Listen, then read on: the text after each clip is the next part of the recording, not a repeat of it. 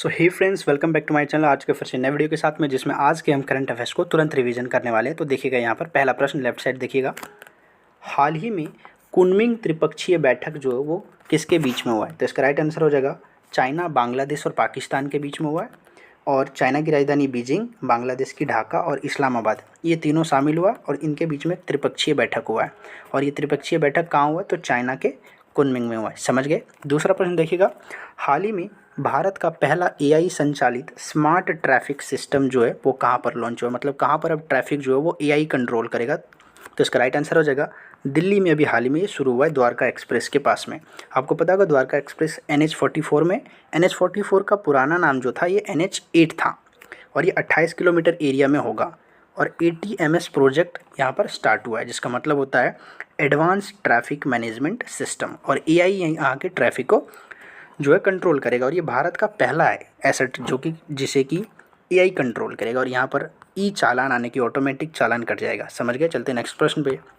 अगला प्रश्न हमारा, हाल ही में भारत ने दूसरा एशियाई स्क्वैश डबल्स चैंपियनशिप 2025 का खिताब जीता है।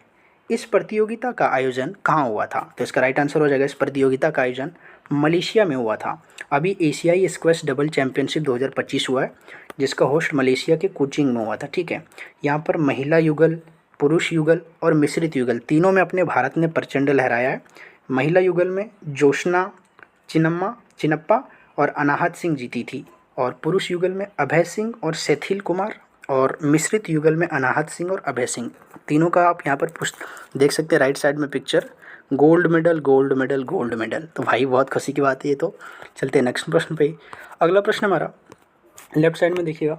हाल ही में बनका चेरला परियोजना के कारण किनके बीच में नवीनतम जल विवाद उत्पन्न हो गया है? तो आंध्र प्रदेश और तेलंगाना के बीच में एक नया जल विवाद उत्पन्न हो गया है बनका चेरला जलाशय को लेकर। इसकी घोषणा किया था, एक प्रोजेक्ट था बनका चेरला जलाशय बनाना चाह रहा था आंध्र प्रदेश के सीएम, आपको पता होगा चंद्रबाबू नायडू ने घोषणा किया था। लेकिन फिर तेलंगाना के सीएम रेवंत रेड्डी ने इसका विरोध किया। उन्होंने कहा कि नहीं, ऐसा कैसे कर सकते हो तुम। और सूखाग्रस्त जो रॉयल सीमा क्षेत्र है वहाँ के उपजाऊ भूमि को बढ़ावा मिलेगा, ऐसा आंध्र प्रदेश के सोचा था। लेकिन जो तेलंगाना है उसने विवाद कर दिया। तो इनके बीच में भी विवाद हो गया है। समझ गए। राइट साइड में देखिएगा।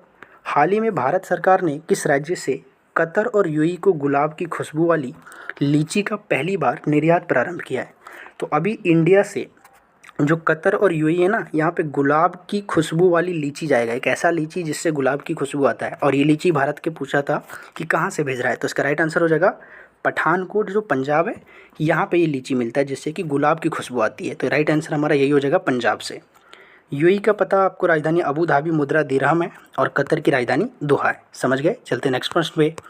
अगला प्रश्न हमारा, हाल ही में 8 FPV में से पहला FPV अदम्य भारतीय तटरक्षक बल में कहाँ शामिल किया गया है? तो इसका राइट आंसर हो जाएगा गोवा में शामिल किया गया।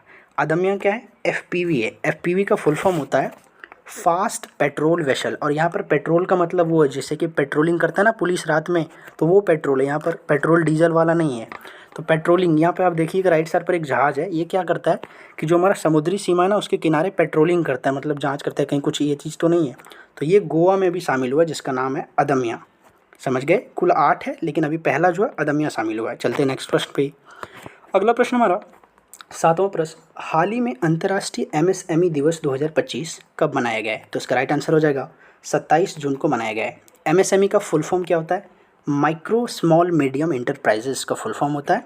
और MSME का मतलब यहाँ पर देखिएगा माइक्रो, स्मॉल और मीडियम का क्या होता है? इन्वेस्टमेंट और टर्न ओवर के हिसाब से हम इसको बांटते हैं। अगर इन्वेस्टमेंट 2.5 करोड़ है तो माइक्रो होगा, टर्न ओवर 10 करोड़ है तो भी माइक्रो होगा। अगर इन्वेस्टमेंट 25 करोड़ है तो स्मॉल होगा, और टर्नओवर 100 करोड़ है तो स्मॉल होगा। अगर इन्वेस्टमेंट 125 करोड़ है तो मीडियम होगा, और अगर टर्नओवर 500 करोड़ है तो मीडियम होगा। 8वां प्रश्न देखिए राइट साइड में। हाल ही में, एक सेकंड, 8वां प्रश्न हम लगाते हैं यहाँ पे। तो 8वां प्रश्न देखिएगा। हाल ही में एशियाई अवसंरचना निवेश बैंक का नया अध्यक्ष किसे नियुक्त किया गया है? तो एआई इसका नया अध्यक्ष किसे नियुक्त किया है? जू जियाची को नियुक्त किया गया, जो कि चाइना की रहने वाली है। इसकी स्थापना 2016 में हुआ था। इसका मुख्यालय बीजिंग में है। AIIB का फुल फॉर्म होता है एशियन इंफ्रास्ट्रक्चर इन्वेस्टमेंट बैंक। और ये शेयर धारक जो है इसमें पहला नंबर पर चाइना है, दूसरे नंबर पर भारत है। और इसकी दूसरी अध्यक्ष बनी है जू जियाची। ठीक है, पहली अध्यक्ष कौन थी? जीन लिकुन 10 साल तक रही थी, जो कि इसकी संस्थापक भी मानी जाती है। चलते हैं नेक्स्ट प्रश्न पे।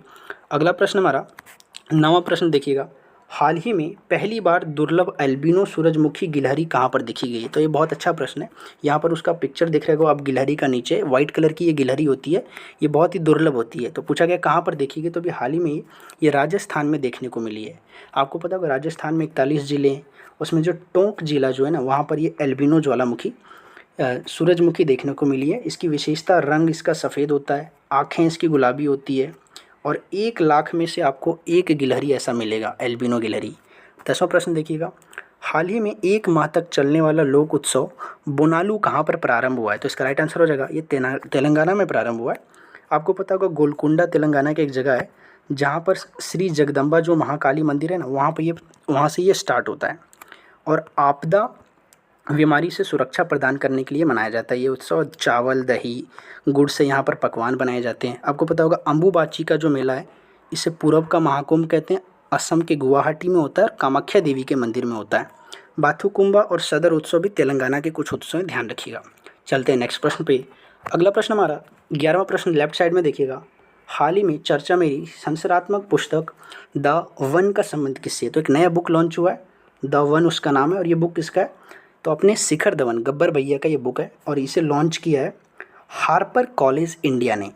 और आपको एक और बुक यहाँ पर देखिएगा, अ बिलियन बटरफ्लाइज, ये बुक जगदीश शुक्ला जी का है, समझ गए। 12वां प्रश्न देखिएगा राइट साइड में, हाल ही में किस देश में ग्लेशियर से ढके हुए इलियामना ज्वालामुखी में विस्फोट हुआ है? तो एक ज्वालामुखी जो कि ग्लेशियर से ढका हुआ, उसमें विस्फोट हुआ, नाम है उसका इलियामना ज्वालामुखी।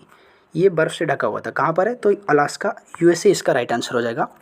ये आपको पता होगा हवाई द्वीप जिस पर कि यूएसए का अधिकार है, यहाँ पर 2 ज्वालामुखी बहुत प्रसिद्ध है, मोना लोआ ज्वालामुखी और किलौआ ज्वालामुखी। तो ये आज के 12 प्रश्न इंपॉर्टेंट प्रश्न थे। आपको वीडियो कैसा लगा? वीडियो पसंद आए तो वीडियो को लाइक कीजिएगा, और ऐसे इमेजिंग सेशन के लिए हमारे चैनल को जरूर सब्सक्राइब कीजिएगा।